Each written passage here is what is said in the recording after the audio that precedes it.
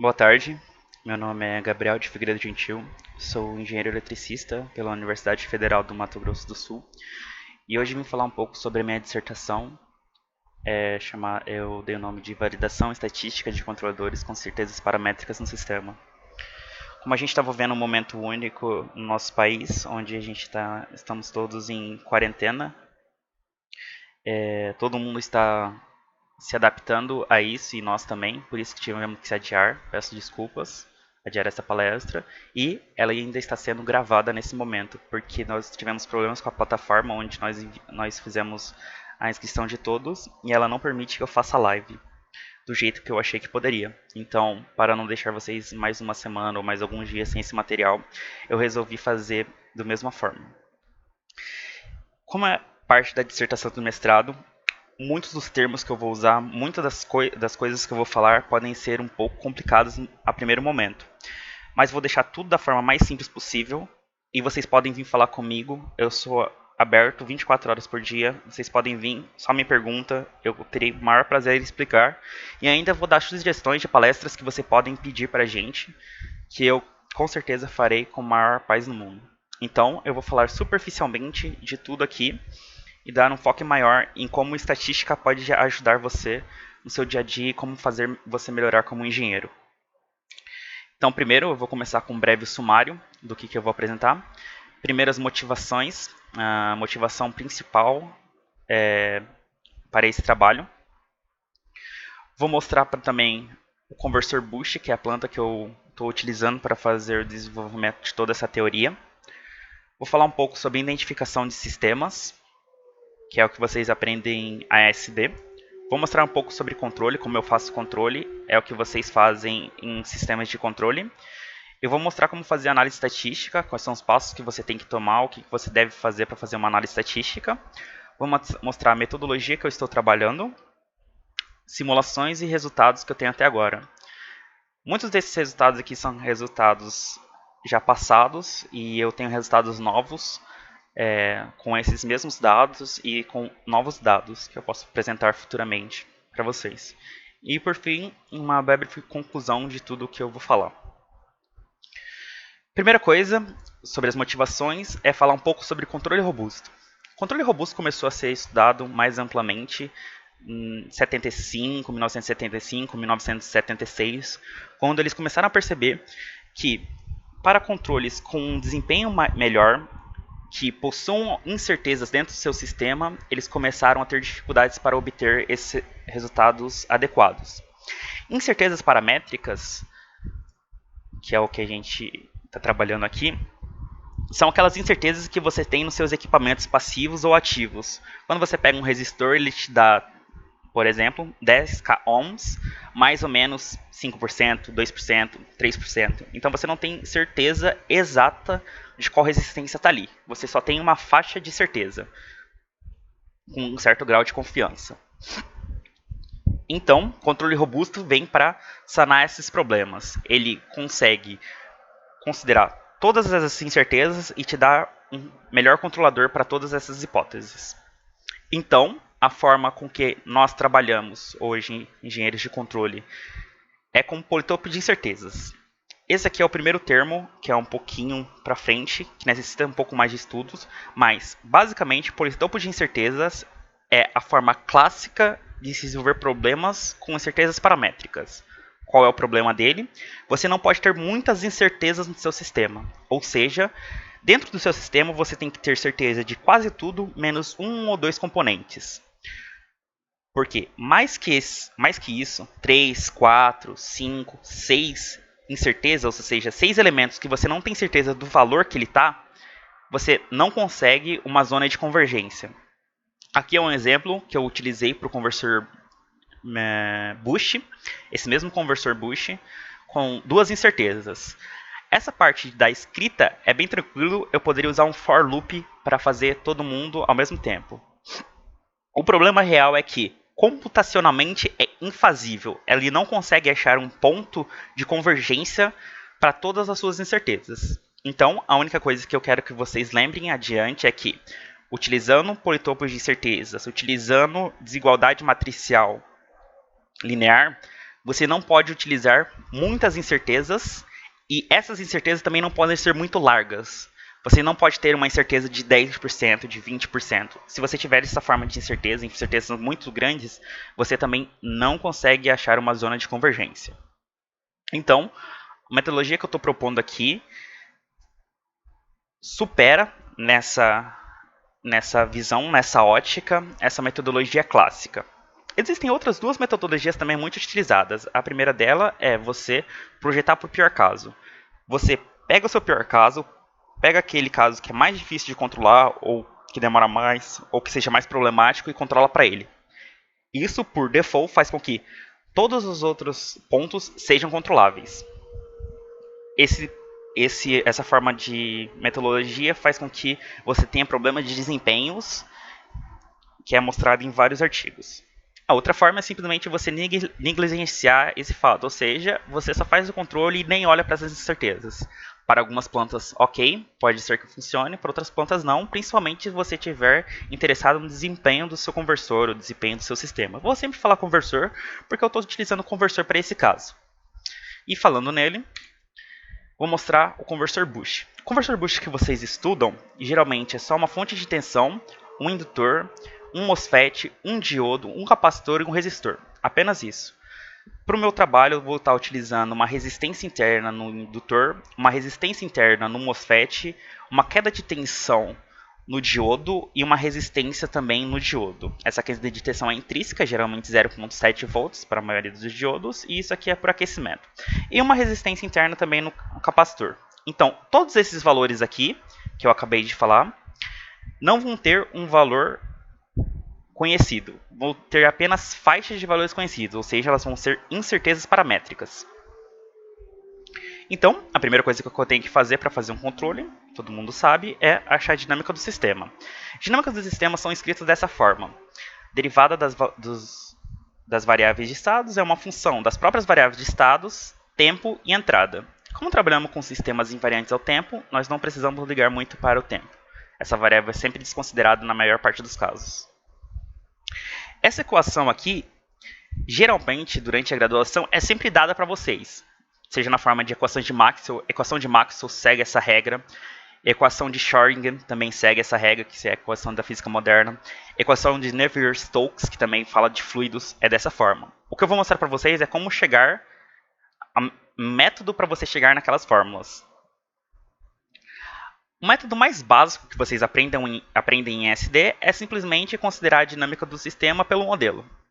Você considera o indutor, o capacitor e faz um modelo através deles. Esse modelo foi obtido fazendo linearização para o Dutch, utilizando o modelo médio. Eu acho que vocês não aprendem isso durante a graduação, mas é bem simples.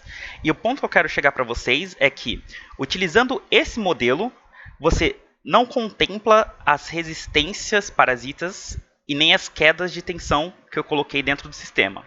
Você poderia tentar obter o modelo com todas essas variações, porém, algebricamente vai ser muito custoso. Você vai gastar muito tempo fazendo isso. Existe uma forma muito mais fácil de fazer isso, que é o que eu vou mostrar para vocês.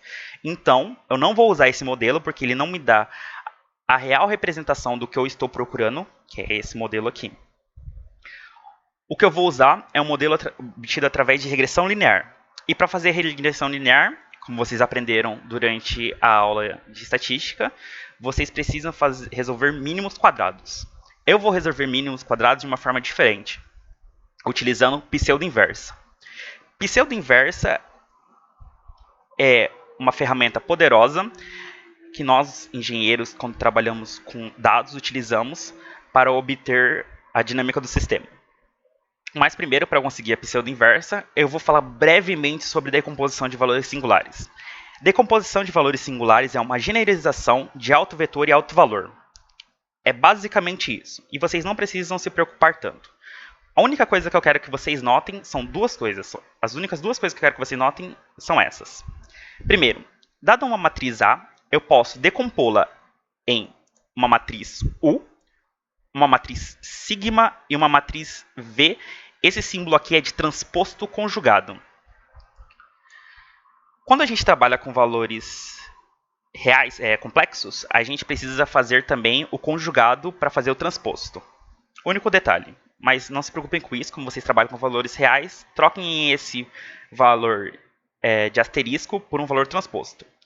E a outra coisa que vocês precisam ter em mente é que essas matrizes U e V são matrizes unitárias. O que isso quer dizer é que ela vezes a transposta dela me dá identidade. Ou seja, a matriz transposta é igual à matriz inversa.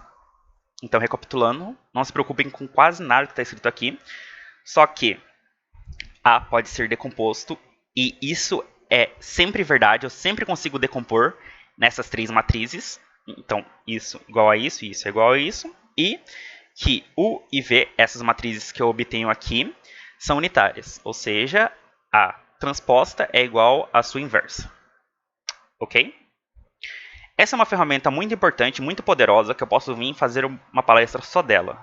Ela é usada para identificação facial, é utilizada para análise de componentes principais, é utilizada para fazer identificação de sistema. Ela é amplamente utilizada, é uma das ferramentas mais utilizadas quando a gente trabalha com machine learning, quando a gente trabalha com deep learning, quando a gente trabalha com big data.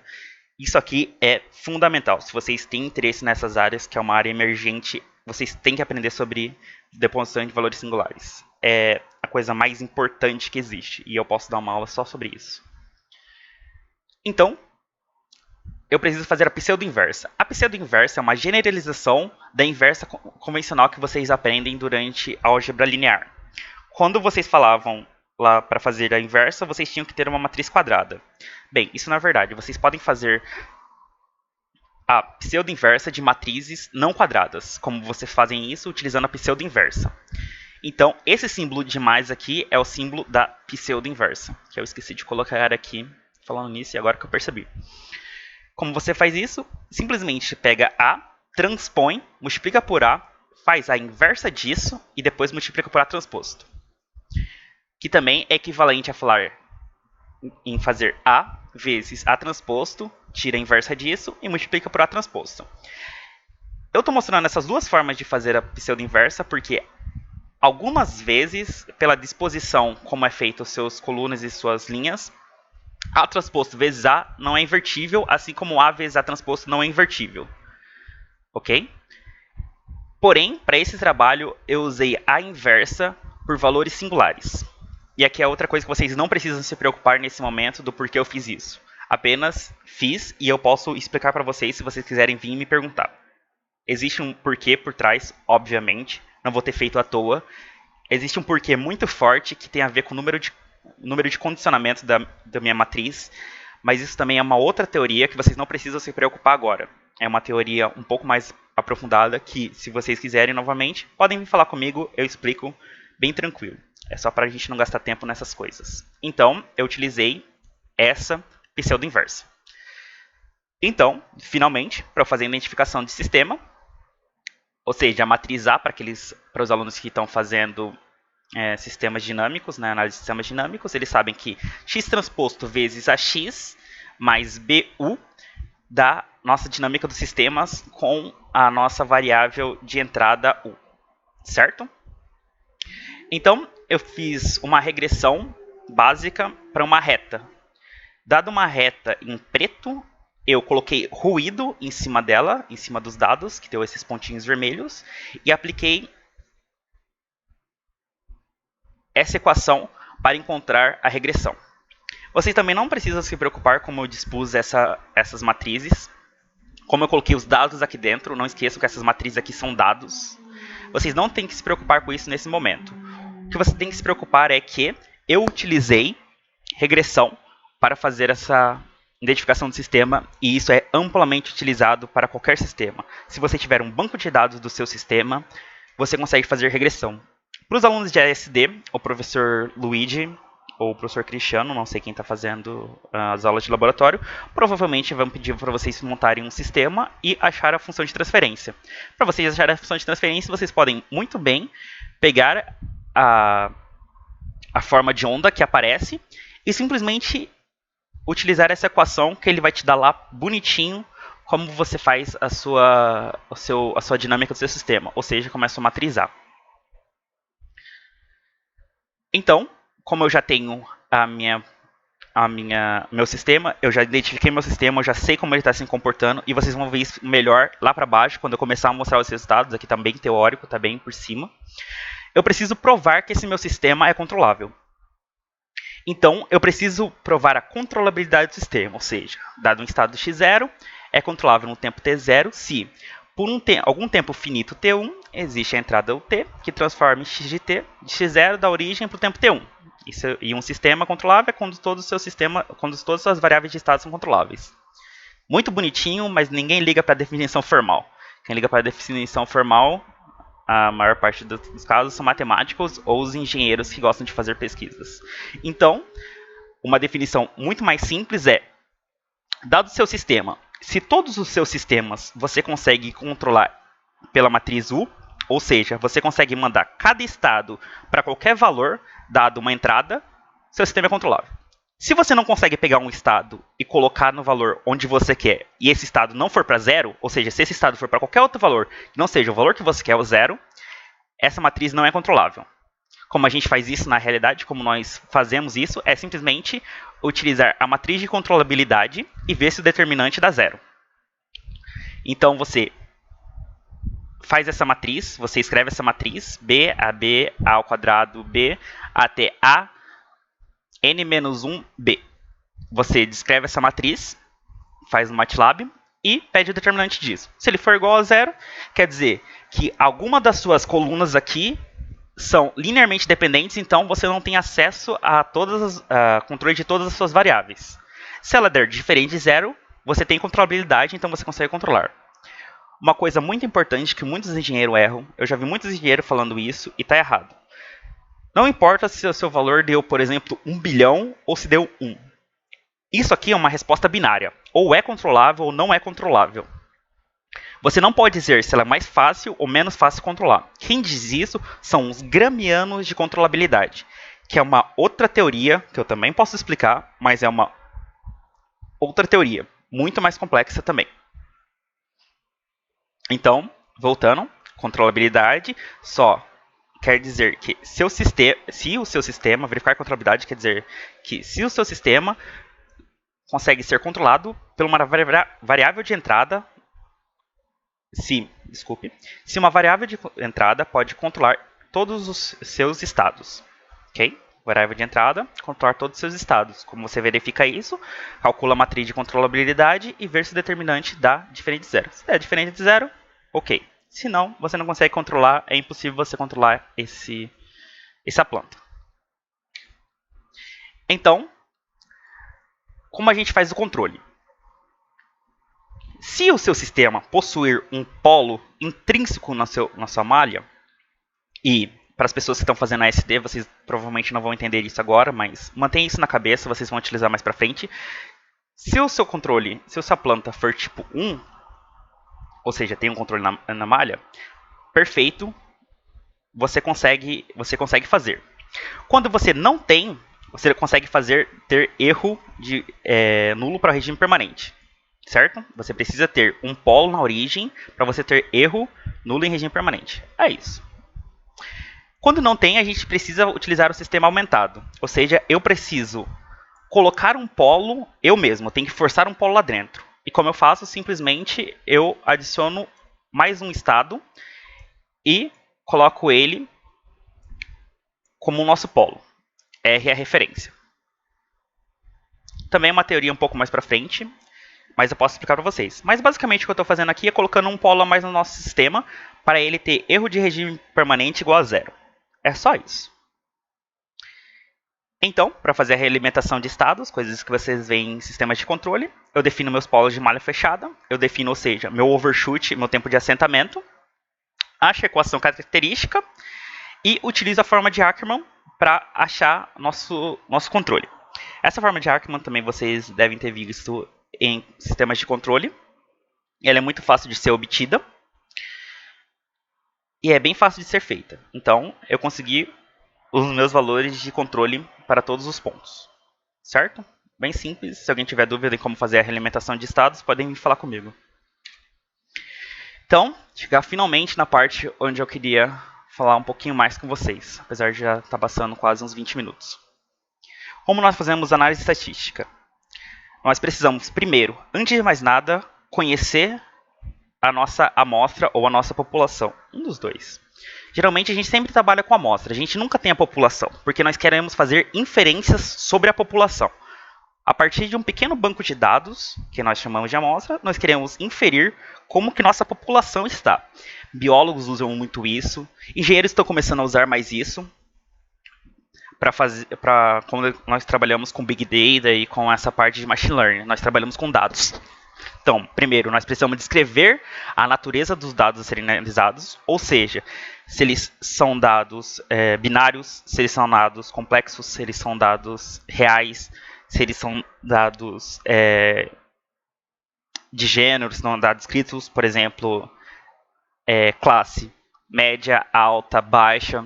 Nós precisamos ter bem em mente separar todos eles e descrever todos eles.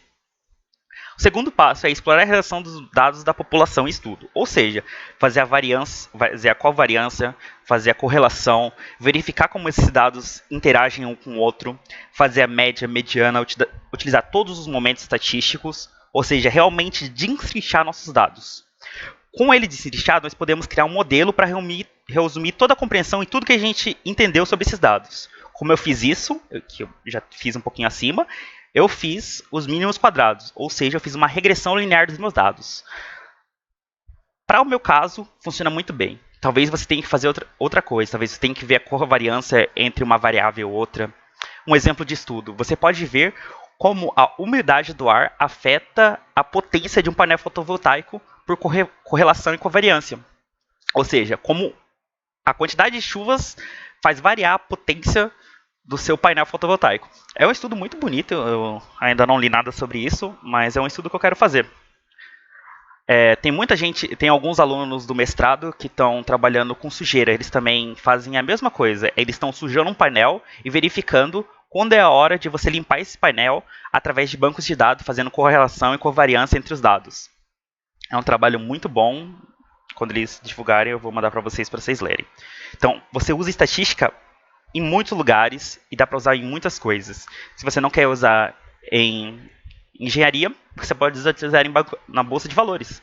Bolsa de valores, qualquer pessoa que já estudou sobre bolsa de valores tem que entender um mínimo de estatística. Porque eles têm que entender sobre regressão, como que o mercado vai variar. Então, para você fazer isso, você precisa fazer regressões e entender um pouco sobre correlação, covariância, o que uma decisão do governo pode afetar nos valores de uma empresa de uma empresa X. Então, tudo isso é estatística. E, depois de você criar o seu modelo, você precisa provar ou refutar o modelo. Como você faz isso? Geralmente você pega o seu banco de dados que você tem, utiliza uma parte para criar esse modelo, ou seja, no meu caso, eu utilizei 20 dados, 20 curvas para criar meu modelo e deixei mais 10 curvas bonitinhas separadas. Eu nem coloquei no modelo. Quando eu tenho o meu modelo, eu simplesmente pego esses 20 casos e vejo se o modelo também prediz como vai ser a variação para essas curvas. Então, você provou, se você conseguir um modelo que prediga o que aconteceu, ou o que vai acontecer, ou se prediz corretamente o seu sistema, ou você refuta. Se você refutar, tudo bem, faz outro modelo, não é o fim do mundo. E depois você aplica análises preditivas para executar nos projetos futuros. Ou seja, você faz inferência na população, você verifica daqui a 2 meses como vai estar alguma curva de alguma bolsa de valores, de alguma variável de interesse. E é assim que você faz uma análise estatística. Você tem que tomar todos esses passos com calma, com cuidado. Fazendo isso, você tem uma boa análise. Como eu disse, para esse caso, eu vou simplesmente utilizar intervalo de confiança. Eu poderia colocar teste de hipótese, poderia mostrar covariância, poderia mostrar muitas coisas. Mas, para ficar sucinto, para ficar resumido, vou mostrar apenas intervalo de confiança. Intervalo de confiança é uma forma estimativa calculada a partir dos dados observados, propondo uma faixa de valores para eles. Como que eu faço isso? É simplesmente aplicar essa formulazinha aqui. Desculpa. É simplesmente aplicar essa formulazinha aqui. Você tira a média dos seus dados e você tem que encontrar a t de student, que é algo que vocês perderam em estatística. Attended students é o valor crítico que nós utilizamos para fazer essa estimativa do intervalo de confiança. Para você achar ele, você precisa apenas dos seus graus de liberdade. Grau de liberdade é o número de amostra menos 1, esse n menos 1, então você pega o seu número de amostra e diminui de 1, vai ter o seu grau de liberdade. E você pega o seu intervalo de confiança e divide ele por 2. 1 menos o intervalo de confiança dividido por 2. Isso vai te dar o outro valor que você precisa entrar na tabela. Então você pega esses dois valores, vai lá na tabela e você vai encontrar um valor crítico. Com esse valor crítico, você simplesmente coloca aqui. É isso. É simplesmente consultar a tabela. Esse é o desvio padrão amostral, que você tem que utilizar aquela n-1 para fazer a correção de Bessingel, e divide por raiz de n. Aplicando essa fórmula aqui, você já tem seu intervalo de confiança. Você já sabe inferir na população, a partir da sua amostra, dado um grau de confiança, que geralmente nós utilizamos 95%.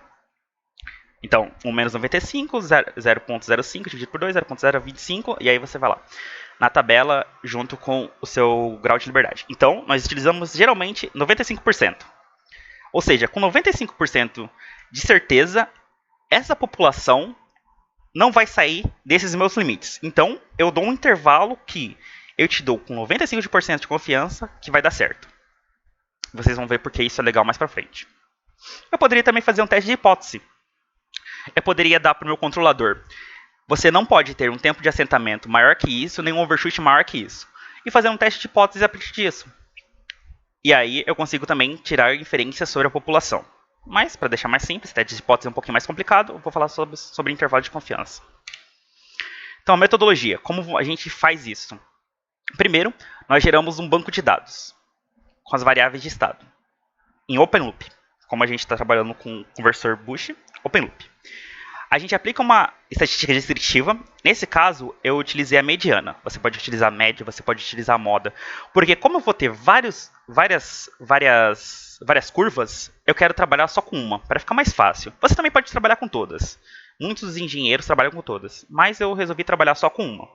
Então, você faz uma curva e aplica a estatística descritiva. Faz a identificação de sistema, como eu mostrei acima. Projeta o controlador, como eu mostrei acima. Gera o banco de dados controlado para você aplicar a sua análise estatística, que no caso é o intervalo de confiança, e ver se atendeu os requerimentos. Se não atender os requerimentos, você não gera um dado de banco de dados maior. Você simplesmente tem que trocar a forma como você faz seu controle. Isso aqui está equivocado. Foram trabalhos que eu fiz mais adiante, então isso aqui está equivocado, então não se preocupe com isso aqui. Então, se atendeu os requerimentos, perfeito. Se não, você tem que trocar a forma de controle. Você tem que utilizar controle preditivo, você tem que utilizar algum tipo de norma, você tem que utilizar outra forma de controle. Certo? Agora vamos para a simulação. Como eu fiz a simulação, desenvolvi no Simulink, coloquei um valor de DUT de controle e um fixo. O fixo eu utilizei para gerar meu open loop e o de variável de controle eu utilizei para fazer meus dados controlados. E utilizei um manual switch para ver quem que eu estava fazendo. Escrevi todos os indutores, capacitor, diodo. Aqui dentro do diodo eu setei todos os valores corretamente da queda de tensão, da resistência. E no MOSFET a mesma coisa, eu coloquei um valor de resistência. Carga e mandava tudo para o workspace, para o MATLAB. Então, gerando os gráficos em Open Loop, eu consegui essas 30 simulações. Eu utilizei 30 simulações. Não demora muito tempo e todas elas seguem uma mesma dinâmica. Aqui no Boxplot, eu simplesmente peguei a mediana, que é esse valor aqui, e vi o quanto de outliers tinha. Essa parte vermelha são os outliers, também chamados de percentis, quartis. Isso também é uma teoria um pouco para frente, eu também não vou explorar agora, que é estatística também. Então, eu tenho o valor da mediana, ou seja, eu preciso identificar esse sistema aqui. E as variáveis de corrente. Observem que alguns valores de corrente, alguns sistemas entram em modo descontínuo. Isso porque a combinação de todas as incertezas paramétricas fez com que ele entrasse em modo descontínuo. Para quem não lembra, modo descontínuo é quando o seu capacitor descarrega completamente. Muitas pessoas vão falar: nossa, que ruim, está trabalhando em modo descontínuo. Porém, trabalhar em modo descontínuo tem suas vantagens. perguntem para o seu professor de EPB. Ele vai com certeza falar a vantagem de trabalhar de modo descontínuo. E aqui são os outliers. Como o corrente é um pouco mais sensível, podem ver que a variação dos outliers em vermelho aqui são maiores do que da tensão. E agora eu tenho minha corrente, ou minha outra variável de estado. Então, utilizando regressão, eu achei um modelo discreto, porque quando você trabalha com dados, você acha um modelo discreto, você pode transformar isso aqui para contínuo sem problemas e fazer tudo em contínuo, não tem problema nenhum. E eu consegui esses valores. Vocês podem ver aqui que eu tenho um 0,85 aqui. Se eu utilizasse o dinâmica simples, eu não teria nem valor aqui. Ou seja, aqui eu tenho uma dinâmica, isso acontece porque eu tenho agora um resistor aqui, né, e um resistor aqui. Então, com isso eu capturo a dinâmica melhor do sistema. Em cima dessa dinâmica desse sistema, que eu encontrei a partir da estatística, eu faço o controlador e obtenho essas curvas. São as curvas das mesmas 30 simulações, só controlados. Eu coloquei um overshoot de 5% e tempo de assentamento de 0,04. 0,004. Aqui. Então, vocês podem ver que a tensão no sistema fica completamente controlada e todas elas seguem a mesma dinâmica. Podem ver aqui pelo boxplot. E a corrente tem um pico aqui, normal para o conversor Bush, e depois seguem todo mundo da mesma forma. Então eu consigo controlar. Porém, para dizer que realmente funcionou, o que você precisa fazer? Teste estatístico do intervalo de confiança. Então o meu overshoot ficou entre 0,67% e 0,73%. Então, eu não preciso fazer mais nada além de falar, olha, não importa o que aconteça, minha população com 95% de confiança não vai sair desses valores. E o meu tempo de assentamento deu de 2,8 a 2,9 milissegundos. Ou então, da mesma forma, não importa o que aconteça, o meu controle vai garantir que ele fique dentro desses valores. Podem ver aqui que sem controle, o nosso tempo de assentamento ia até 0,04, que era o final da minha simulação. Então teve algumas tensões que nem assentaram. E o meu overshoot estava em 15%. Depois de colocar o controle, ficou em 0,6, 0,7. E o tempo de assentamento em 2,8, 2,9. Isso aqui é um histograma, gráfico utilizado em estatística para fazer várias atribuições aos nossos sistemas. Então, eu propus aqui uma metodologia simples de um projeto probabilístico, utilizando probabilidade para apresentar outras formas de obter o controle robusto. E os dados que eu obtive, eu tive com 99% de confiança, porque os dados foram tão uniformes que com 99% de confiança o nosso controlador estava desempenhando o papel. Então, de todas as metodologias apresentadas, essa é a mais fácil de ser aplicada. Tendo em vista que trabalhar para o pior caso tem problema com a dinâmica do sistema, problema de resposta, e não considerar também é inviável. E utilizando a LMI você pode não encontrar o valor desejado. Muito obrigado pelo tempo de vocês. Caso vocês tenham qualquer dúvida, falem comigo. Meu e-mail é gabrielgentil1@hotmail.com e o meu telefone está no WhatsApp da Elétrica. Podem me falar comigo, podem tirar dúvida. Eu tenho várias coisas que eu gostaria de falar com vocês com calma, mas o problema é que a gente está tendo todo esse problema. Vocês estão vendo aí, vocês também estão passando com os professores, todo mundo tentando se ajeitar para passar por esse período. Fiquem em casa, não saiam, não vão para balada, fiquem em casa, tranquilo. E tomem bastante água e lavem as mãos, certo? Se alguém tiver qualquer dúvida, podem vir falar comigo que eu estou aberta a discussões. Muito obrigado e até mais.